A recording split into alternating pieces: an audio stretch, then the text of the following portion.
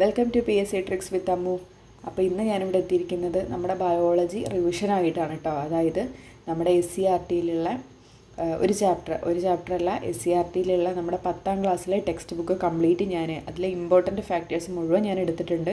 നമുക്ക് നമ്മുടെ സിലബസിലുള്ള എല്ലാ കാര്യങ്ങളും തന്നെയാണ് കേട്ടോ അതിലും പറയുന്നത്. പിന്നെ ഇപ്പോൾ റീസെൻ്റായിട്ട് ക്വസ്റ്റ്യൻസ് വന്നുകൊണ്ടിരിക്കുന്ന കുറച്ച് ഭാഗങ്ങളുമാണ് കേട്ടോ ഇത്. അപ്പോൾ നമുക്ക് വേഗം ക്ലാസ്സിലേക്ക് കിടക്കാം.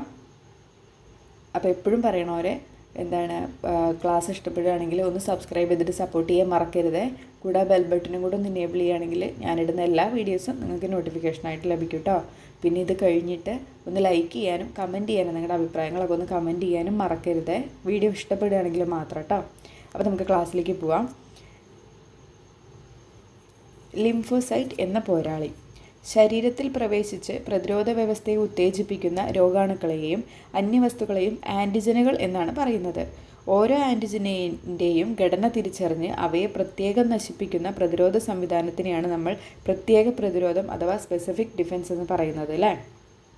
ലിംഫോസൈറ്റുകൾ എന്ന ശ്വേതരക്താണുക്കളാണ് ഇത്തരത്തിൽ രോഗാണുക്കളെ നശിപ്പിക്കുന്നത്. ലിംഫോസൈറ്റുകൾ 2 തരത്തിലാണുള്ളത് കേട്ടോ. ഇവ അസ്ഥിമജ്ജയിൽ രൂപപ്പെടുന്നു. ഇവയിൽ അസ്ഥിമജ്ജയിൽ വെച്ച് പാകപ്പെടുന്നവയാണ് ബി ലിംഫോസൈറ്റുകൾ കേട്ടോ. ബി ഫോർ ബോൺ മാരോ കേട്ടോ. ബാക്കിയുള്ളവ തൈമസ് ഗ്രന്ഥിയിൽ വെച്ച് പാകപ്പെടുന്നവയാണ് കേട്ടോ. ടി തൈമസ് കേട്ടോ. ടി ലിംഫോസൈറ്റുകൾ. അപ്പോൾ ബിയും ഉണ്ട് ടിയും ഉണ്ട്. ഇവിടെ ബി ലിംഫോസൈറ്റിൻ്റെയും ടി ലിംഫോസൈറ്റിൻ്റെയും ചിത്രമൊക്കെ കൊടുത്തിട്ടുണ്ട്. ഇപ്പോൾ നടന്ന ഒരു എക്സാമിൽ ഈ ബി ലിംഫോസൈറ്റിനെ കുറിച്ച് ഒരു ക്വസ്റ്റ്യൻ ഉണ്ടായിരുന്നു കേട്ടോ. ബി ലിംഫോസൈറ്റുകൾ ശരീരത്തിലെത്തുന്ന ആൻറ്റിജനുകൾക്കെതിരെ ഇവ ചില പ്രോട്ടീനുകൾ ഉൽപ്പാദിപ്പിക്കുന്നു. ഇവയെയാണ് ആൻറ്റിബോഡികൾ എന്ന് പറയുന്നത്. 3 രീതിയിലാണ് ആൻറ്റിബോഡികൾ രോഗാണുക്കളെയൊക്കെ നശിപ്പിക്കുന്നത്. ഏതൊക്കെയാണ്? ബാക്ടീരിയയുടെ കോശസ്തരത്തെ ശിഥിലീകരിച്ച് അവയെ നശിപ്പിക്കും. ആൻറ്റിജനുകളുടെ വിഷാംശത്തെ നിർവീര്യമാക്കും. മറ്റു ശ്വേതരക്താണുക്കളെ ഉത്തേജിപ്പിച്ച് രോഗാണുക്കളെ നശിപ്പിക്കും. ഇങ്ങനെ 3 രീതിയിലാണ് ആൻറ്റിബോഡികൾ നമ്മുടെ ഉള്ളിലേക്ക് കയറുന്ന രോഗാണുക്കളെയൊക്കെ നശിപ്പിക്കുന്നത് കേട്ടോ. ഇനി നോക്കൂ, ടി ലിംഫോസൈറ്റുകൾ എന്താണെന്ന് നോക്കാം. മറ്റ് പ്രതിരോധ കോശങ്ങളെ ഉത്തേജിപ്പിക്കും. വൈറസ് ബാധിച്ച കോശങ്ങളെ നശിപ്പിക്കും. ക്യാൻസർ കോശങ്ങളെയും നശിപ്പിക്കും. അപ്പോൾ ഇത് 3ഉമാണ് ടി ലിംഫോസൈറ്റുകൾ ചെയ്യുന്നത് കേട്ടോ. മറ്റ് പ്രതിരോധ കോശങ്ങളെ ഉത്തേജിപ്പിക്കുകയും ചെയ്യും. വൈറസ് ബാധിച്ച കോശങ്ങളെയും ക്യാൻസർ കോശങ്ങളെയും ഒക്കെ നശിപ്പിക്കുകയും ചെയ്യും കേട്ടോ. അപ്പോൾ ബി ലിംഫോസൈറ്റും ടി ലിംഫോസൈറ്റും ചെയ്യുന്ന പ്രവർത്തനങ്ങളൊക്കെ ഒന്ന് അറിഞ്ഞിരിക്കുക കേട്ടോ. ഇപ്പോൾ കൂട്ടത്തിൽ പെടാത്തത് ഏതെന്നൊക്കെ ചോദിച്ചിട്ട് ചിലപ്പോൾ വരാൻ ചാൻസ് ഉണ്ട്. ബി ലിംഫോസൈറ്റുകൾ ഉൽപ്പാദിപ്പിക്കുന്ന പ്രതിരോധ രാസവസ്തുക്കളായ ആൻറ്റിബോഡികൾ ഇമ്മ്യൂണോഗ്ലോബുലിനുകൾ എന്നാണ് അറിയപ്പെടുന്നത്. ഇമ്മ്യൂണോഗ്ലോബുലിനുകൾ എന്നാണ് അറിയപ്പെടുന്നത്. ആകൃതിയിലുള്ളൊരു പ്രോട്ടീനാണിത് കേട്ടോ. ഇതിൻ്റെ അറ്റങ്ങളിൽ ആൻറ്റിജനുകളെ ബന്ധിപ്പിക്കുന്ന ഒരു പ്രത്യേക ഭാഗങ്ങളുണ്ട്. ഈ ഭാഗങ്ങൾ ആൻറ്റിജനുകളെ പ്രത്യേകം തിരിച്ചറിഞ്ഞിട്ട് നശിപ്പിക്കാൻ സഹായിക്കുന്നു. IgA, IgD, IgE, IgG, IgM എന്നിങ്ങനെ 5 തരത്തിലുള്ള ഇമ്മ്യൂണോഗ്ലോബുലിനുകളാണ് ഉള്ളത് കേട്ടോ. അതിൽ ഈ IgEനെ ബേസ് ചെയ്തിട്ട് ഒരു ക്വസ്റ്റ്യൻ വന്നിട്ടുണ്ടായിരുന്നു. അതെന്തിനെ എന്തിനെതിരെയാണ് ഇതാക്കുന്നത്? അലർജിക്കെതിരെ പോരാടുന്നതാണ് കേട്ടോ IgE എന്ന് പറയുന്ന ഇമ്മ്യൂണോഗ്ലോബുലിൻ എന്ന് പറയുന്നത്. അത് തന്നെയായിരുന്നു ക്വസ്റ്റ്യന് വന്നിട്ടുണ്ടായിരുന്നത് കേട്ടോ. അപ്പോൾ ഇതൊക്കെ ഒന്ന് നോട്ട് ചെയ്യുക കേട്ടോ. ചെറിയ ഏതെങ്കിലും ഒരു പേപ്പറിലേക്ക് ബയോളജിയിൽ നിന്ന് ഹെഡിങ് എഴുതിയിട്ട് നല്ല പോയിന്റുകളൊക്കെ ജസ്റ്റ് ഒന്ന് എഴുതി വെക്കുക കേട്ടോ. പിന്നെ നമുക്ക് റിവിഷൻ ചെയ്യുമ്പോൾ അത് മാത്രം വായിച്ചു പോയാലും സ്റ്റേറ്റ്മെൻറ്റ് ടൈപ്പിലൊക്കെ വരുമ്പോൾ നമുക്ക് എഴുതാൻ സുഖമാണേ. DNA, deoxy ribo nucleic acid. James Watson, Francis Crick എന്നീ ശാസ്ത്രജ്ഞർ 1953 DNA-യുടെ ചുറ്റുഗോവണി മാതൃക അവതരിപ്പിച്ചു. ജെയിംസ് വാട്സണും ഫ്രാൻസിസ് ക്രിക്കുമാണ് DNA-യുടെ ചുറ്റുഗോവണി മാതൃക അവതരിപ്പിക്കുന്നത്. ഈ മാതൃക ശാസ്ത്രലോകത്ത് വലിയ സ്വീകാര്യത നേടുകയും 1962 അവർക്ക് നൊബേൽ പ്രൈസ് ലഭിക്കുകയും ചെയ്തു. ചുറ്റുഗോവണി മാതൃക പ്രകാരം DNA 2 തന്മാത്ര ഇഴകൾ ചേർന്നതാണ്. പഞ്ചസാരയും ഫോസ്ഫേറ്റും ചേർന്നുള്ള 2 നെടിയ ഇഴകളും നൈട്രജൻ ബേസുകൾ ചേർന്നുള്ള പടികളുള്ള ഘടനയുമാണ് നിർദ്ദേശിക്കപ്പെട്ടിരിക്കുന്നത് കേട്ടോ. അപ്പോൾ ഇത് DNA എന്ന് പറയുന്നത് 2 തന്മാത്ര ഇഴകൾ ചേർന്നതാണ്. പഞ്ചസാരയും ഫോസ്ഫേറ്റും ചേർന്നിട്ടുള്ള 2 നെടിയ ഇഴകളും നൈട്രജൻ ബേസുകൾ ചേർന്നിട്ടുള്ള പടികളുള്ള ഘടനയുമാണ് നിർദ്ദേശിക്കപ്പെട്ടത്. ഇതൊന്ന് നോട്ട് ചെയ്ത് വെച്ചേക്കണേ, ഇതും ഇമ്പോർട്ടൻ്റ്. DNA തന്മാത്ര ന്യൂക്ലിയോടൈഡുകൾ എന്ന യൂണിറ്റുകൾ ചേർന്നിട്ടാണ് ഉണ്ടാകുന്നത്. ഒരു പഞ്ചസാര തന്മാത്രയും ഒരു ഫോസ്ഫേറ്റ് തന്മാത്രയും ഒരു നൈട്രജൻ ബേസുമാണ് ന്യൂക്ലിയോടൈഡിലുള്ളത് കേട്ടോ. അതവിടെ കൊടുത്തിട്ടുണ്ട്. ഫോസ്ഫേറ്റ്, നൈട്രജൻ ബേസ്, ഒരു പഞ്ചസാര തന്മാത്ര കേട്ടോ. ഇത്രയും അടങ്ങിയതാണ് എന്തെന്ന് പറയുന്നത്, ഇത്രയുമാണ് ന്യൂക്ലിയോടൈഡിലുള്ളത്. ഈ ന്യൂക്ലിയോടൈഡുകൾ എന്ന യൂണിറ്റുകൾ ചേർന്നിട്ടാണ് എന്തുണ്ടാകുന്നത്, DNA ഉണ്ടാകുന്നത് കേട്ടോ. DNA-യിൽ ഡീഓക്സി റൈബോസ് പഞ്ചസാരയാണ് ഉള്ളത്. നൈട്രജൻ അടങ്ങിയതും ക്ഷാര സ്വഭാവമുള്ളതുമായ തന്മാത്രകളാണ് നൈട്രജൻ ബേസുകൾ. അഡിനിൻ, തൈമീൻ, ഗ്വാനിൻ, സൈറ്റോസിൻ എന്നീ 4 തരം നൈട്രജൻ ബേസുകൾ ഉള്ളതിനാൽ DNA-യിൽ 4 തരം ന്യൂക്ലിയോടൈഡുകളുണ്ട്. DNA-യുടെ നിർമ്മാണ ഘടകങ്ങളായ നൈട്രജൻ ബേസുകൾ സവിശേഷ പ്രാധാന്യമുള്ള തന്മാത്രകളാണ്. DNA-യിൽ അഡിനിൻ തൈമീനുമായും ഗ്വാനിൻ സൈറ്റോസിനും മാത്രമായിട്ടേ ജോഡി ചേരുകയുള്ളൂ. അപ്പോൾ അതൊന്ന് ഓർത്തിരിക്കുക. എന്തൊക്കെയാണ് പറയുന്നത്, അഡിനിൻ തൈമീനുമായിട്ടും ഗ്വാനിൻ സൈറ്റോസിനുമായിട്ടും മാത്രമേ എന്താണ് ജോഡി ചേരുള്ളൂ കേട്ടോ. ATGC കേട്ടോ, ATGC അഡിനിൻ തൈമീനും ഗ്വാനിൻ സൈറ്റോസിനുമായിട്ട് മാത്രമേ DNA-യിൽ എന്താണ് ജോഡി ചേരുകയുള്ളൂ കേട്ടോ. ഇതൊന്ന് അറിഞ്ഞിരിക്കണേ. ഇനി RNA റൈബോ ന്യൂക്ലിക് ആസിഡ്. DNA പോലെ തന്നെ മറ്റൊരു ന്യൂക്ലിക് ആസിഡാണ് RNA എന്ന് പറയുന്നത്. RNAയും ന്യൂക്ലിയോടൈഡുകൾ കൊണ്ടാണ് നിർമ്മിക്കപ്പെട്ടിട്ടുള്ളത്. RNAയിൽ കാണപ്പെടുന്നത് റൈബോസ് പഞ്ചസാരയാണ്. തൈമീന് പകരം RNAയിൽ യുറാസിൻ എന്ന നൈട്രജൻ ബേസാണ് ഉള്ളത് കേട്ടോ. ഭൂരിഭാഗം RNAകളിലും ഒരിഴ മാത്രമേ ഉണ്ടാവുകയുള്ളൂ. അപ്പോൾ തൈമീന് പകരം RNAയിൽ തൈമീന് പകരം എന്താണുള്ളത്, യുറാസിൻ ആണുള്ളത് കേട്ടോ. യുറാസിൻ, തൈമീന് പകരം യുറാസിനാണ് RNAയിലുള്ളത് കേട്ടോ. അപ്പോൾ RNAയിലുള്ള യുറാസിന് പകരം ഏതാണുള്ളത്, തൈമീന് പകരം RNAയിൽ ഏതാണുള്ളത്, യുറാസിൻ. TU കേട്ടോ, RNA TU, RTU എന്ന് പഠിച്ചാൽ മതി. RTU കേട്ടോ, RTU. RNAയിൽ തൈമീന് പകരം യുറാസിനാണുള്ളത് കേട്ടോ. ഇതൊന്ന് ഓർത്തിരിക്കണം. ചിലപ്പോൾ നമുക്ക് ക്വസ്റ്റ്യൻ പേപ്പറിൽ കാണുമ്പോൾ ചിലപ്പോൾ കൺഫ്യൂഷനായി പോകാനുള്ള ചാൻസ് ഉണ്ട്. RNAയിൽ തൈമീന് പകരം ഏതാണുള്ളത്, യുറാസിനാണുള്ളത് കേട്ടോ. ഇനി കുറച്ച് ശ്വേതരക്താണുക്കളുടെയും അവയുടെ പ്രതിരോധ പ്രവർത്തനങ്ങളെന്ന് പറഞ്ഞിട്ടൊരു ടേബിൾ കൊടുത്തിട്ടുണ്ട്. ഇത് മിക്കപ്പോഴും മുന്നേ ക്വസ്റ്റ്യൻ പേപ്പറിലൊക്കെ കണ്ടിട്ടുള്ളതാണ് കേട്ടോ. ഇനി ഇവിടെ വന്നുകൂടായികയില്ല. നമുക്കിതൊന്ന് പെട്ടെന്ന് നോക്കാം. ന്യൂട്രോഫിൽ ബാക്ടീരിയയെ വിഴുങ്ങി നശിപ്പിക്കുന്നു. ബാക്ടീരിയയെ നശിപ്പിക്കുന്ന രാസവസ്തുക്കൾ നിർമ്മിക്കുന്നു. അതാരാണ്, ന്യൂട്രോഫിലാണ് കേട്ടോ. ബാക്ടീരിയയെ വിഴുങ്ങി നശിപ്പിക്കുന്നത് ആരാണ്, ന്യൂട്രോഫിലാണ്. കൂടാതെ എന്താണ്, ബാക്ടീരിയ നശിപ്പിക്കുന്ന രാസവസ്തുക്കൾ നിർമ്മിക്കുന്നതും ന്യൂട്രോഫിൽ തന്നെയാണ്. മറ്റു ശ്വേതരക്താണുക്കളെ ഉത്തേജിപ്പിക്കും രക്തക്കുഴലുകൾ വികസിപ്പിക്കുന്നതും ആരാണ്, അത് ബേസോഫിലാണ് കേട്ടോ. മറ്റു ശ്വേതരക്താണുക്കളെ ഉത്തേജിപ്പിക്കുകയും രക്തക്കുഴലുകൾ വികസിപ്പിക്കുകയും ചെയ്യുന്നത് ബേസോഫിൽ എന്ന് പറഞ്ഞ ശ്വേതരക്താണുവാണ്. അന്യവസ്തുക്കളെ നശിപ്പിക്കുന്ന രാസവസ്തുക്കൾ ഉണ്ടാക്കുകയും വീങ്ങൽ പ്രതികരണത്തിന് ആവശ്യമായ രാസവസ്തുക്കൾ ഉൽപ്പാദിപ്പിക്കുകയും ചെയ്യുന്നത് ഏതാണ്, ഈസ്നോഫില്ലാണ് കേട്ടോ. ഈസ്നോഫില്ലാണ് അന്യവസ്തുക്കളെ നശിപ്പിക്കുന്ന രാസവസ്തുക്കൾ ഉണ്ടാക്കുകയും വീങ്ങൽ പ്രതികരണത്തിന് ആവശ്യമായിട്ടുള്ള രാസവസ്തുക്കൾ ഉൽപ്പാദിപ്പിക്കുകയും ചെയ്യുന്നത്. ഇനി നോക്കൂ, മോണോസൈറ്റ് രോഗാണുക്കളെ വിഴുങ്ങി നശിപ്പിക്കുന്നതാണ് മോണോസൈറ്റ് കേട്ടോ. രോഗാണുക്കളെ പ്രത്യേകം തിരിച്ചറിഞ്ഞ് നശിപ്പിക്കുന്നത് ലിംഫോസൈറ്റ്. ഈ മോണോസൈറ്റ്, ലിംഫോസൈറ്റ്, ന്യൂട്രോഫിൽ കേട്ടോ. മോണോസൈറ്റ്, ലിംഫോസൈറ്റ്, പിന്നെ ഏതാണ് മോണോസൈറ്റ്. ഇത് മൂന്നുമാണ് എന്താണ് രോഗാണുക്കളെ നശിപ്പിക്കുന്നതിൽ മുഖ്യ പങ്ക് വഹിക്കുന്നത് കേട്ടോ. ശ്വേതരക്താണുക്കളിൽ എന്താണ് രോഗാണുക്കളെ നശിപ്പിക്കുന്നതിൽ മുഖ്യ പങ്ക് വഹിക്കുന്നത്, വിഴുങ്ങി നശിപ്പിക്കുന്നത് ഏതാണ്, ന്യൂട്രോഫിൽ, മോണോസൈറ്റ്, ലിംഫോസൈറ്റ് കേട്ടോ. ഇത് മൂന്നുമാണ് ഉണ്ടാവുക. ഓപ്ഷനും ഇത് മൂന്നും തന്നെയായിരിക്കും കേട്ടോ. എടുത്തെഴുതാനൊക്കെ ആയിരിക്കും ചിലപ്പോൾ ചോദിക്കണം, കൂട്ടത്തിൽ പെടാത്തത് എന്നൊക്കെ പറഞ്ഞിട്ട്, അല്ലെങ്കിൽ തന്നിരിക്കുന്നതിൽ ഏതാണ് ശരി എന്നൊക്കെ ചോദിച്ചിട്ടായിരിക്കും ചിലപ്പോൾ ഈ മൂന്നെണ്ണം കാണുക കേട്ടോ. അപ്പോൾ ന്യൂട്രോഫിൽ, മോണോസൈറ്റ്, ലിംഫോസൈറ്റ് ഒരേ കാറ്റഗറി ആണെന്ന് ഓർത്തിരിക്കുക കേട്ടോ. പിന്നെ കൊടുത്തിരിക്കുന്ന ഒരു ഇമ്പോർട്ടൻ്റ് ആയിട്ടുള്ള ഒരു ടോപ്പിക്കാണ്, ഒരു ടേബിളാണ്. വാക്സിന് രോഗങ്ങൾ പറഞ്ഞിട്ട് കുറച്ച് വാക്സിൻസ് കൊടുത്തിട്ടുണ്ട്. രോഗങ്ങൾ ഇവിടെ ഇൻകംപ്ലീറ്റ് ആണ്. അപ്പോൾ ഇത് ഒരു ക്വസ്റ്റ്യൻ പേപ്പറിൽ ഒട്ടുമിക്ക എല്ലാവരും എഴുതിയ ക്വസ്റ്റ്യൻ പേപ്പറിലായിരിക്കണം കേട്ടോ ഇത് വന്നിട്ടുണ്ടാവും. ഞാൻ നോക്കിയപ്പോൾ കണ്ടിട്ടുണ്ടായിരുന്നു ഈ വാക്സിൻ കൊടുത്തിട്ട് ഏതാണ് ശരിയായ ജോഡി ഏതെന്നാണ് ചോദിച്ചിട്ടുണ്ടായിരുന്നത് തോന്നുന്നു. അപ്പോൾ ഇത് ഇമ്പോർട്ടൻ്റ് ആണ്. ഒരുവിധപ്പെട്ട മക്കളുള്ള എല്ലാ അമ്മമാർക്കും കുത്തിവയ്പ്പിനെ കുറിച്ചൊക്കെ ഒരു ധാരണ ഉണ്ടായിരിക്കും അല്ലേ. അപ്പോൾ BCG ഏതിനാണ്, നമുക്ക് എല്ലാവർക്കും അറിയാം. BCG എന്തിനാണ്, ക്ഷയത്തിനാണ്. പിന്നെ എന്താണ്, ജനിച്ച ഉടനെ കൊടുക്കുന്നതാണ് കേട്ടോ. ജനന സമയത്ത് കൊടുക്കുന്ന വാക്സിനാണ് BCG എന്ന് പറയുന്നത് കേട്ടോ. പിന്നെ OPV എന്ന് പറയുന്നത് പോളിയോയ്ക്കാണ് കേട്ടോ. പോളിയോയ്ക്കെതിരെയുള്ള വാക്സിനാണ് എന്തെന്ന് പറയുന്നത്, പിള്ളവാതം, അതിനെതിരെയുള്ളതാണ് OPV എന്ന് പറയുന്നത് കേട്ടോ. പിന്നെ പെൻഡാവാലൻ്റ് എന്ന് പറയുന്നത് ഒരു കോമ്പിനേഷൻ വാക്സിനാണ് കേട്ടോ. പെൻഡാവാലൻ്റ് എന്ന് പറയുന്നത് ഒരു കോമ്പിനേഷൻ വാക്സിനാണ്. അത് ഡിഫ്തീരിയയ്ക്കും പിന്നെ പെർട്ടൂസിസ്, പിന്നെ ടെറ്റനസ്, പിന്നെ ഹെപ്പറ്റൈറ്റിസ് B, പിന്നെ ഹീമോഫിലസ് ഇൻഫ്ലുവൻസ, ഹീമോഫിലസ് ഇൻഫ്ലുവൻസ എന്ന് പറഞ്ഞിട്ടുള്ള കുറച്ച് രോഗങ്ങൾക്ക്, മാരകമായിട്ടുള്ള കുറച്ച് രോഗങ്ങൾക്കുള്ള വാക്സിനാണ് എന്തെന്ന് പറയുന്നത്, പെൻഡാവാലൻ്റ് എന്ന് പറയുന്നത്. അതൊരു കോമ്പിനേഷൻ വാക്സിനാണ് പെൻഡാവാലൻ്റ് എന്ന് പറയുന്നത്.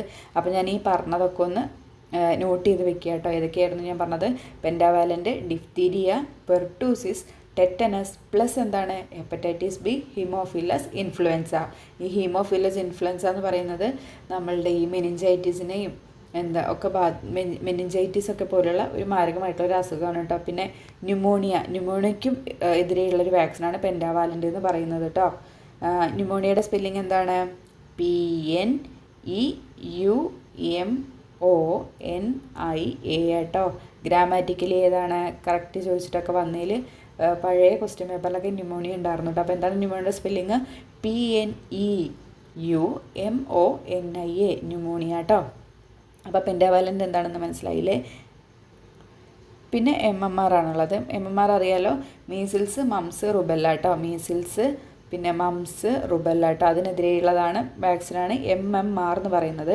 പിന്നെ ഈ MMRൻ്റെ കൂടെ ഒരു V വരുന്നത് വാക്സിനും ഉണ്ട് കേട്ടോ. MMR V ഉണ്ട്. അത് എന്തിനാണെന്ന് ചോദിച്ചു കഴിഞ്ഞാൽ വേരിസെല്ലയാണ് കേട്ടോ. അത് means chicken pox. MMR V എന്ന് വന്നാൽ അത് ചിക്കൻ പോക്സിന് വേണ്ടിയിട്ടും കൂടിയുള്ള വാക്സിനായിരിക്കും കേട്ടോ MMR V എന്ന് പറയുന്നത്. പക്ഷേ നമ്മുടെ ഗവൺമെൻറ് ഈ MMR V ഒന്നും കൊടുക്കുന്നില്ല കേട്ടോ. MMR മാത്രമേ കൊടുക്കുന്നുള്ളൂ.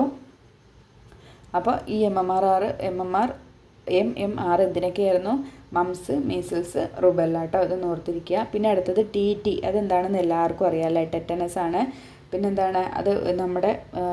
നമുക്ക് എവിടെയെങ്കിലുമൊക്കെ മുറിയായി കഴിഞ്ഞാൽ അതിലൂടെ ടോക്സിൻസ് ഒക്കെ ബോഡിയിൽ കയറാതിരിക്കാൻ വേണ്ടിയിട്ടുള്ള, ഇൻഫെക്ഷൻ ഇരിക്കാൻ വേണ്ടിയിട്ടുള്ള എന്താണ് ഒരു വാക്സിനാണ് TT എന്ന് പറയുന്നത് കേട്ടോ. ഭയങ്കര ഫാറ്റലായിട്ടുള്ള ബാക്ടീരിയൽ ഇൻഫെക്ഷനൊക്കെ തടയാൻ വേണ്ടിയിട്ട്, ഭയങ്കര മാരകമായിട്ടുള്ള ഇൻഫെക്ഷൻ തടയാൻ വേണ്ടിയിട്ട് എന്താണ് നമ്മൾ TT ഒക്കെ എടുക്കാറുണ്ട് അല്ലേ.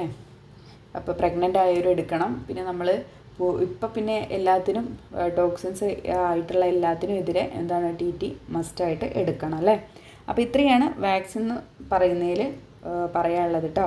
പിന്നെ നമുക്ക് PCV എന്ന് പറഞ്ഞിട്ട് ഒരു വാക്സിൻ ഉണ്ട് കേട്ടോ. PCV അത് വന്നിട്ട് ന്യൂമോണിയയ്ക്കാണ് കേട്ടോ. ന്യൂമോണിയയ്ക്കാണ് PCV എന്ന് പറഞ്ഞിട്ടുള്ള വാക്സിൻ കൊടുക്കുന്നത്. പിന്നെ DPT ഉണ്ട് കേട്ടോ. DPT എന്ന് പറഞ്ഞാൽ ഡിഫ്തീരിയ, പെർട്ടൂസിസ്, ടെറ്റനസ്, ഇവയ്ക്ക് മൂന്നിനും വേണ്ടിയിട്ടാണ് കണ്ടോ. DPT, ഡിഫ്തീരിയ, എന്താണ്, പെർട്ടൂസിസ്, ടെറ്റനസ്, DPT എന്ന് പറയുന്നത്. പക്ഷേ പെൻഡാവാലൻറ്റിലും ഇത് മൂന്നും ഉണ്ട്. പക്ഷേ പെൻഡാവാലൻറ്റിൽ പ്ലസ് എന്തായിരുന്നു? ഹെപ്പറ്റൈറ്റിസ് ബിക്കും ഹീമോഫിലസ് ഇൻഫ്ലുവൻസിനും കൂടെ ഉണ്ടായിരുന്നു കേട്ടോ പെൻഡാവാലൻ്റ് എന്ന് പറയുന്നത്. പക്ഷേ DPTയിൽ എന്താണ്, ഡിഫ്തീരിയയ്ക്കും പെർട്ടൂസിസിനും ടെറ്റനസിനും മാത്രമേ ഉള്ളൂ കേട്ടോ. ഇതാണ് നമുക്ക് ഗവൺമെൻറ് കൊടുക്കുന്നത് കേട്ടോ. ഇപ്പോൾ DPT നമ്മുടെ ഗവൺമെൻറ് കൊടുക്കുന്നതിൽ DPT മാത്രമേ ഉള്ളൂ കേട്ടോ. പിന്നെ കൊടുക്കുന്നതാണ് വൈറ്റമിൻ A എന്ന് പറയുന്നത് കേട്ടോ. വിറ്റാമിൻ A എന്താണ്, നമ്മൾ 9 മാസം മുതൽ 5 വയസ്സ് വരെ കുട്ടികൾക്ക് 6 മാസം കൂടുമ്പോൾ കൊടുക്കേണ്ടതാണ് കേട്ടോ വിറ്റാമിൻ A എന്ന് പറയുന്നത്. അതെന്താണ്, ബ്ലൈൻഡ്നെസ്സിന് വേണ്ടി, അന്ധതയ്ക്കെതിരെ കൊടുക്കുന്നതാണ് കേട്ടോ. അന്ധത തടയാൻ വേണ്ടിയിട്ട് കൊടുക്കുന്നതാണ് വൈറ്റമിൻ A എന്ന് പറയുന്നത് കേട്ടോ. അത് 9-ാം മാസം മുതലാണ് കൊടുക്കുന്നത്. 5 വയസ്സ് വരെ കൊടുക്കും. പിന്നെന്താണ്, 6 മാസം കൂടുമ്പോഴാണ് നമ്മൾ വിറ്റാമിൻ A കുട്ടികൾക്ക് കൊടുക്കേണ്ടത് കേട്ടോ. അപ്പോൾ ഇത്രയും കാര്യങ്ങളാണ് ഈ ഒരു ടോപ്പിക്കിൽ നിന്ന് പറയാനുള്ളത് കേട്ടോ. അപ്പോൾ ഈ പറഞ്ഞ പോയിന്റുകളൊക്കെ ഒന്ന് നോട്ട് ചെയ്യുക കേട്ടോ. നോട്ട് ചെയ്തിട്ട് ഞാൻ പറഞ്ഞില്ല, ചെറിയ പേപ്പറിലേക്ക് എഴുതിയിട്ട് നോട്ട് ചെയ്യുക, ഇടയ്ക്കൊന്ന് റിവൈസ് ചെയ്യുക കേട്ടോ. ഇനി നമുക്ക് നമ്മുടെ വൈദ്യശാസ്ത്ര രംഗത്ത് കുറച്ച് എന്താണ് ഉപകരണങ്ങളൊക്കെ ഇപ്പോൾ യൂസ് ചെയ്യുന്നുണ്ട് അല്ലേ. അപ്പോൾ അതിൻ്റെയൊക്കെ എന്താണ് ഉപയോഗങ്ങളും എന്താണ് ഉപകരണത്തിൻ്റെ പേരൊന്നും നമ്മൾ അറിഞ്ഞിരിക്കണം. ഇത് ഈ ഫുൾ ഫോം ആയിട്ട് ചോദിച്ചു കണ്ടിട്ടുണ്ട്. അപ്പോൾ നോക്കൂ, ഇലക്ട്രോ എൻസെഫലോഗ്രാം, EEGയിലെ ഇലക്ട്രോ എൻസെഫലോഗ്രാം എന്തിനാണ്? മസ്തിഷ്കത്തിലെ വൈദ്യുത തരംഗങ്ങളെ രേഖപ്പെടുത്താൻ വേണ്ടിയിട്ടാണ് EEG എന്ന് പറയുന്നത് കേട്ടോ. EEG എന്തിനാണ്? ഇലക്ട്രോ എൻസെഫലോഗ്രാം ആണ്. മസ്തിഷ്കത്തിലെ വൈദ്യുത തരംഗങ്ങളെ രേഖപ്പെടുത്താൻ വേണ്ടിയിട്ടാണ്. ഇനി നോക്കൂ, ECG കാർഡിയോ എന്ന് കേൾക്കുമ്പോഴേ നമുക്കറിയാമല്ലേ, ഹൃദയ സംബന്ധമായിട്ടുള്ളതാണ്. ഇലക്ട്രോ കാർഡിയോഗ്രാം കേട്ടോ. ECG എന്തിനാണ്? ഹൃദയപേശിയിലെ വൈദ്യുത തരംഗങ്ങളെ രേഖപ്പെടുത്താൻ വേണ്ടിയിട്ടാണ് ECG നമ്മൾ യൂസ് യൂസ് ചെയ്യുന്നത്. ഇനി നോക്കൂ, അൾട്രാസൗണ്ട് സ്കാനർ എന്തിനാണ്? അൾട്രാസോണിക് ശബ്ദ തരംഗങ്ങൾ ഉപയോഗിച്ചിട്ട് ആന്തരാവയവങ്ങളുടെ ഘടന മനസ്സിലാക്കാൻ വേണ്ടിയിട്ട് നമ്മൾ അൾട്രാസൗണ്ട് സ്കാനറൊക്കെ യൂസ് ചെയ്യൂലേ. പിന്നെ CT സ്കാനർ ഉണ്ട് കേട്ടോ, കമ്പ്യൂട്ടറൈസ്ഡ് ടോമോഗ്രാഫി സ്കാനർ എന്നാണ് CT സ്കാനറിൻ്റെ ഫുൾ ഫോം കേട്ടോ. എക്സ്റേയുടെയും കമ്പ്യൂട്ടറിൻ്റെയും സഹായത്തോടെ ആന്തരാവയവങ്ങളുടെ ത്രിമാന 3D ദൃശ്യങ്ങൾ എന്താണ് ലഭ്യമാക്കാൻ വേണ്ടിയിട്ടാണ് CT സ്കാനർ നമ്മൾ യൂസ് ചെയ്യുന്നത്. ഇനിയുണ്ട് MRI സ്കാനർ കേട്ടോ, മാഗ്നറ്റിക് റെസണൻസ് ഇമേജിംഗ് സ്കാനർ എന്നാണ് MRI സ്കാനറിൻ്റെ ഫുൾ ഫോം. ആന്തരികാവയവങ്ങളുടെ ത്രിമാന ദൃശ്യങ്ങൾ ലഭ്യമാക്കാൻ വേണ്ടിയിട്ട് തന്നെയാണ് കേട്ടോ. 3D ദൃശ്യങ്ങൾ ഒന്നും കൂടെ ക്ലിയർ ആയിട്ട് കാണാൻ വേണ്ടിയിട്ട് ലഭിക്കാൻ വേണ്ടിയിട്ടാണ് MRI സ്കാനർ യൂസ് ചെയ്യുന്നത്. അപ്പോൾ EEG, ECG, ultrasound scanner, CT scanner, MRI scanner. അപ്പോൾ ഇത് ഇത്രയും ഒന്ന് ഓർത്തിരിക്കുക കേട്ടോ, ഒന്ന് മനസ്സിലാക്കിയിരിക്കണേ. അപ്പോൾ ഞാൻ ഈ ക്ലാസ്സിൽ മനസ്സിലാക്കിയിരിക്കണേ കേട്ടോ എന്നൊക്കെ പറയുന്നത്. എനിക്കങ്ങനെ ക്ലാസ് എടുക്കാനൊന്നും അറിയില്ല. ഞാൻ എൻ്റെ ഒരു ശൈലിയിൽ ഞാൻ എടുക്കുക കേട്ടോ.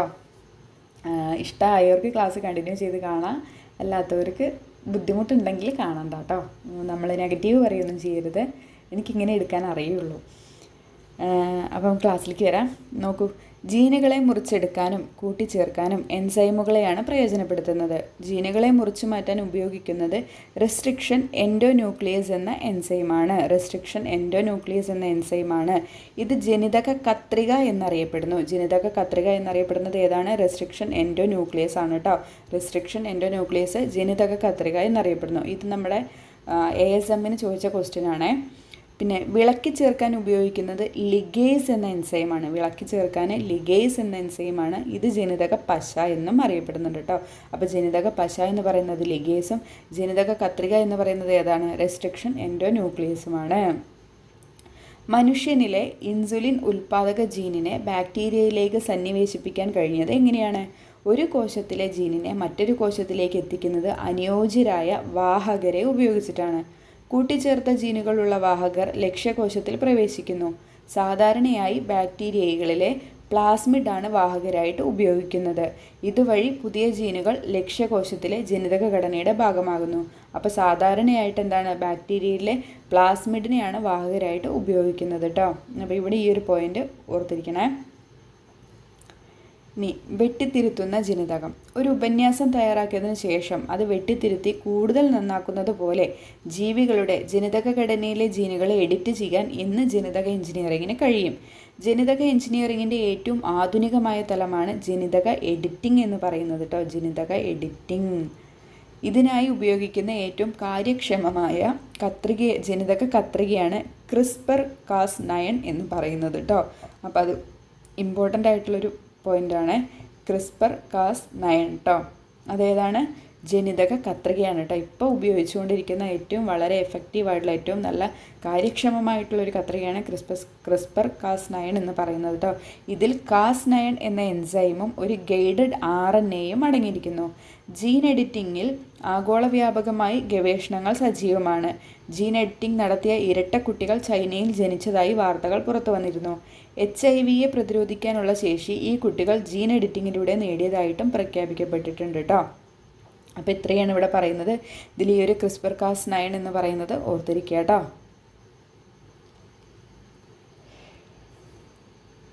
ഇനി നമ്മുടെ തൈറോയ്ഡ് ഗ്രന്ഥി ഉൽപ്പാദിപ്പിക്കുന്ന രണ്ട് ഹോർമോൺസ് ആണ്. ഏതൊക്കെയാണ്? തൈറോക്സിനുമുണ്ട്, കാൽസിറ്റോണിനുണ്ട്. അവയുടെ ധർമ്മങ്ങളൊന്ന് നോക്കാം. തൈറോക്സിന് എന്തൊക്കെയാണ് ധർമ്മങ്ങൾ? മെറ്റബോളിസത്തിനെയും ശരീരോഷ്മാവിനെയും നിയന്ത്രിക്കുന്നു. നവജാത ശിശുക്കളുടെയും കുട്ടികളുടെയും മസ്തിഷ്കം വികസിപ്പിക്കുന്നു. ഹൃദയം, ത്വക്ക്, പ്രത്യുൽപാദന വ്യവസ്ഥ തുടങ്ങിയവയുടെ ആരോഗ്യം നിലനിർത്തുന്നു. അപ്പോൾ ചിലപ്പോൾ ധർമ്മങ്ങൾ തന്നിട്ട് ഇത് ഏത് ഹോർമോണിൻ്റെ ആണെന്നൊക്കെ ചോദിക്കാം കേട്ടോ. അപ്പോൾ തൈറോക്സിൻ്റെ ധർമ്മങ്ങൾ ഏതൊക്കെയാണ്? മെറ്റബോളിസത്തിനെയും ശരീരോഷ്മാവിനെയും നിയന്ത്രിക്കുന്നുണ്ട്. പിന്നെന്താണ്? നമ്മുടെ നവജാത ശിശുക്കളുടെയും കുട്ടികളുടെയും ഒക്കെ ബ്രെയിനെ വികസിപ്പിക്കുന്നുണ്ട്. പിന്നെ നമ്മുടെ ഹൃദയം, ത്വക്ക്, പിന്നെ നമ്മുടെ പ്രത്യുൽപാദന വ്യവസ്ഥ തുടങ്ങിയവയുടെയൊക്കെ ആരോഗ്യം നിലനിർത്തുന്നതും തൈറോക്സിൻ എന്ന ഹോർമോണാണ് കേട്ടോ. ഈ ഹൃദയം, ത്വക്ക്, പ്രത്യുൽപാദന വ്യവസ്ഥയുടെ ആരോഗ്യം നിലനിർത്തുന്നു എന്നൊക്കെ കേൾക്കുമ്പോൾ ചിലപ്പോൾ നമ്മുടെ മൈൻഡിൽ നിന്ന് കൺഫ്യൂസ്ഡ് ആവും അല്ലേ. അപ്പോൾ ഇത് ഉറച്ച് തന്നെ പഠിക്കുക കേട്ടോ. തൈറോക്സിനാണ്. ഇനി നോക്കൂ, കാൽസിറ്റോണിൻ. രക്തത്തിലെ കാൽസ്യത്തിൻ്റെ അളവ് കുറയ്ക്കുന്നു. അത് പിന്നെ നമ്മൾ PSC പഠിക്കുന്ന സമയം തൊട്ട് നമ്മൾ പഠിക്കുന്നതാണല്ലേ. കാൽസിറ്റോണിനാണ് രക്തത്തിലെ കാൽസ്യത്തിൻ്റെ അളവ് കുറയ്ക്കുന്നത് എന്ന് പറയുന്നത് അല്ലേ. അപ്പോൾ രക്തത്തിലെ കൂടുതൽ കാൽസ്യത്തിൻ്റെ അളവ് കുറയ്ക്കുന്നത് ആരാണ്? കാൽസിറ്റോണിനാണ് കേട്ടോ. ഒക്കെ നല്ല പോയിന്റുകളാണ്. ഇനി നോക്കൂ, നമുക്ക് തൈറോക്സ് കൂടിയാലും കുറഞ്ഞാലും ഒക്കെ ഓരോ അസുഖങ്ങൾ ഉണ്ടാവാറുണ്ട്. അപ്പോൾ അങ്ങനെയുള്ളൊരു 3 അവസ്ഥ ഇവിടെ കൊടുത്തിട്ടുണ്ട്. ഏതൊക്കെയാണ്? Hyper thyroidism, hypo thyroidism, goitre കേട്ടോ. ഇതിൽ ഈ ഗോയിറ്റർ നിങ്ങൾക്ക് കാണുമ്പോഴേ അറിയാം, ഒരുപാട് ക്വസ്റ്റ്യൻ പേപ്പറിൽ ഇങ്ങനെ റിപ്പീറ്റ് ആയിക്കൊണ്ടിരിക്കുന്ന ഒരു ക്വസ്റ്റ്യനാണ് ഗോയിറ്റർ എന്ന് പറയുന്നത് കേട്ടോ. നോക്കൂ, ഹൈപ്പർ തൈറോയിഡിസം, തൈറോക്സിൻ്റെ ഉൽപ്പാദനം കൂടുന്നത് മൂലമുണ്ടാകുന്നതാണ് ഹൈപ്പർ എന്ന് പറയുമ്പോൾ കൂടുന്ന അവസ്ഥയാണല്ലേ ഹൈപ്പർ ടെൻഷൻ, ഹൈപ്പോ ടെൻഷൻ എന്നൊക്കെ പറയുമല്ലോ. അപ്പോൾ ഹൈപ്പർ തൈറോയിഡിസം എന്ന് പറയുന്നത് എന്താണ്? തൈറോക്സിൻ്റെ ഉൽപ്പാദനം കൂടുന്നത് മൂലമുണ്ടാകുന്നതാണ് കേട്ടോ. അതിൻ്റെ ലക്ഷണങ്ങൾ ഇവിടെ കൊടുത്തിട്ടുണ്ട്. എന്തൊക്കെയാണ്? മെറ്റബോളിസത്തിൻ്റെ നിരക്ക് കൂടുന്നു, ഭാരക്കുറവ് അനുഭവപ്പെടും, ഹൃദയമിടിപ്പ് കൂടുന്നു, അമിതമായിട്ടുള്ള വിയർപ്പ്, പിന്നെ ആങ്സൈറ്റി. മെറ്റബോളിസത്തിൻ്റെ നിരക്ക് കൂടുന്നു, ഭാരക്കുറവ് അനുഭവപ്പെടും, ഹൃദയമിടിപ്പ് കൂടുന്നു, പിന്നെന്താണ്? അമിതമായിട്ട് വിയർപ്പ്, പിന്നെന്താണ്? ഉത്കണ്ഠ. ഇത്രയുമാണ് ഹൈപ്പർ തൈറോയിഡിസത്തിൻ്റെ ലക്ഷണങ്ങൾ ഇവിടെ കൊടുത്തിട്ടുള്ളത് കേട്ടോ. ഇനി ഹൈപ്പോ എന്ന് പറഞ്ഞാൽ കുറവ് കേട്ടോ. അപ്പോൾ എന്തായിരിക്കും? തൈറോക്സിൻ്റെ ഉൽപ്പാദനം കുറയുന്ന അവസ്ഥയായിരിക്കും അല്ലേ. അവിടെ എന്താണ്? മെറ്റബോളിസം കുറയുകയാണ് കേട്ടോ ചെയ്യുന്നത്, ശരീരഭാരം കൂടും. മെറ്റബോളിസം കുറഞ്ഞാൽ തന്നെ നമുക്ക് എന്താണ്? ശരീരഭാരം കൂടില്ലേ.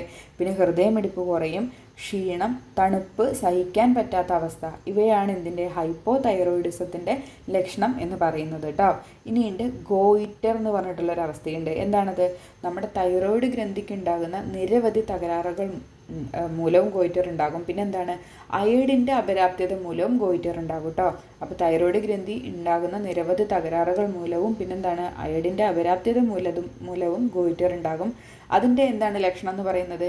കഴുത്തിലുണ്ടാകുന്ന വീക്കം, പിന്നെന്താണ്? ഭക്ഷണം വിഴുങ്ങാനുള്ള ബുദ്ധിമുട്ട്. ഇത്രയുമാണ് ഗോയിറ്ററിൻ്റെ ലക്ഷണം എന്ന് പറയുന്നത് കേട്ടോ. അപ്പോൾ ഇത് 3 ഒന്ന് നോക്കിയിരിക്കുക കേട്ടോ.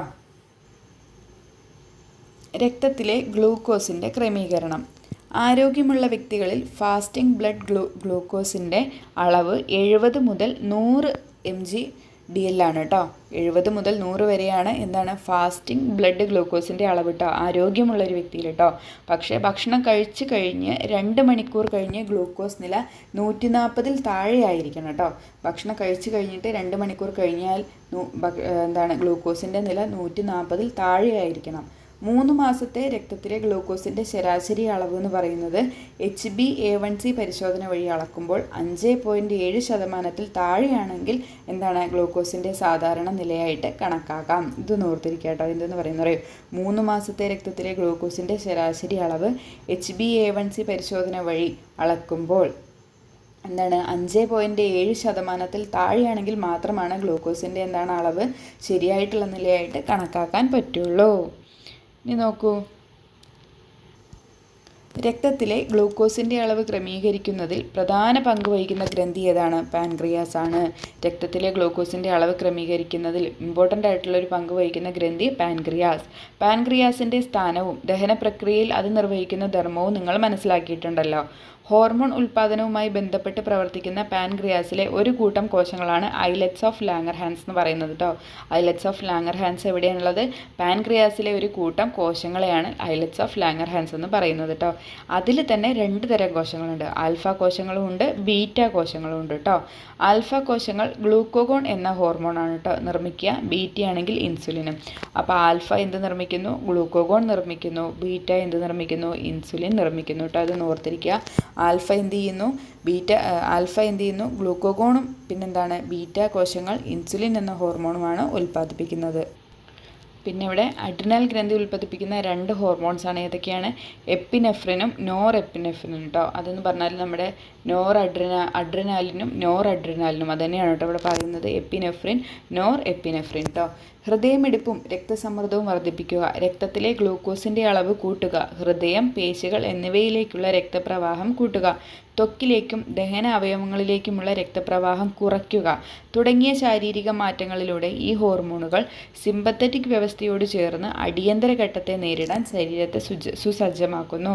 അപ്പം നമുക്കൊരു അടിയന്തര ഘട്ടം ഉണ്ടാകുകയാണ്. നമ്മളിത് പഠിച്ചിട്ടുണ്ടല്ലേ, എന്താണ് ടെക്സ്റ്റ് ബുക്കിലൊക്കെ പഠിച്ചിട്ടുണ്ട്. നമ്മൾ 10ാം ക്ലാസ്സിലൊക്കെ പഠിക്കുന്ന സമയത്ത് പഠിച്ചിട്ടുള്ളതാണല്ലേ. നമ്മളൊരു പട്ടി കടിക്കാൻ വരുമ്പോഴും അപ്പോൾ പേടിച്ചു വിടുമ്പോൾ നമ്മുടെ ശരീരത്തിന് നമുക്കപ്പോൾ പേടി വരുമ്പോൾ നമ്മുടെ ബോഡിക്ക് എന്തെല്ലാം ചേഞ്ചസ് ആണ് വരിക.